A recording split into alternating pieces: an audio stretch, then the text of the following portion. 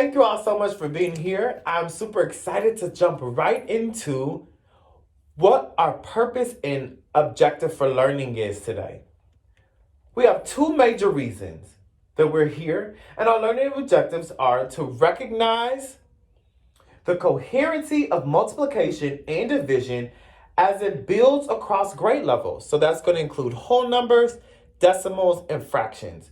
And then secondly, to study the teaching sequence of multiplication and division, thereby growing our profound understanding of fundamental mathematics. So let's hop right into an expression.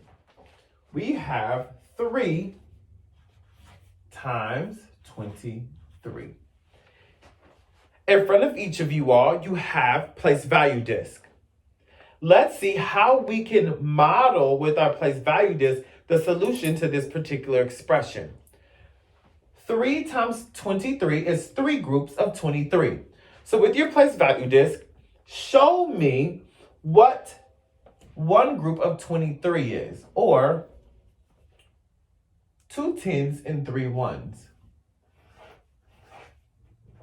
2 10s and 3 1s. 23. This is represented with your place value disk as 2 10s and 3 1s. The expression says 3 times 23 are 3 groups of 23. So we need to add 2 more groups of 23.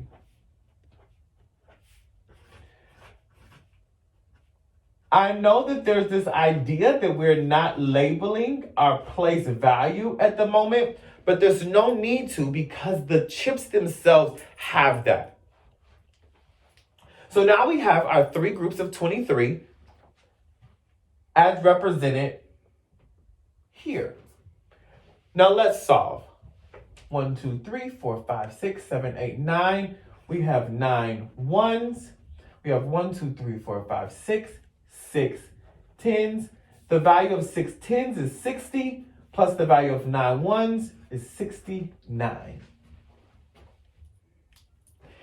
Let's look at standard algorithm and see if that is the case. We have 3 times 3 1s, which gives us 9 1s. 3 times 3 1s. Then we have 3 times 2 10s.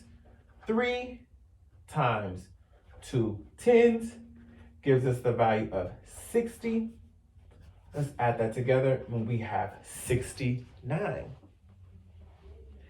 We were able to do this expression 3 times 23 or 3 groups of 23 using our place value chips or our manipulatives. We're able to check for this using standard algorithm. It's imperative that we use precise language by always coming back to what those values are. That'll help establish place value for students. We are now going to transition from our place value chips to using a place value table and drawing pictures. Let's take, for example, this expression, 4 times 34. We're going to draw our place value chart. Because we're not using place value chips, we're going to be drawing pictures. So we'll need to identify the place value. This expression says that there are 4 groups of 34. 34 is 3 10s and 4 1s. So let's here in our place value chart, we have one group of 34, 3 10s and 4 1s. The expression is calling for 4 groups, so we'll make sure that we have 4 groups of 34 total. And then we will go about solving. Let's see what we have. We have 16 1s. So let's go ahead and write that, 16 1s. How many 10s do we have? 3, 6, 9, 12. We have 12 10s. When we think about what we have here, we probably need to do some regrouping. 16 ones, we'll regroup to, we'll take 10. We will bundle 10 of these over here. 12 tens also signals that we need to regroup and bundle, so we'll bundle 10 of these. And we'll move one here. Now what are the values that we have? The values now show 6 ones, 3 tens, and 100. And pardon me, not the values, but what is showing up in our place value chart. 6 ones, 3 tens, and 100. When we look at the values of these, 6 ones equals 6, 3 tens is 30, 100 is, we can add these 6 plus 30 plus 100 gives us 136. Let's take an opportunity to look at standard algorithm and see if this matches. 34 times 4. Again, 34 is represented by 3 tens and 4 ones.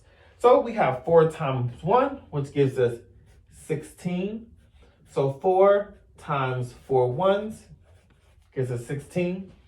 Then we will look at 4 times 3 tens, which gives us the value of 120.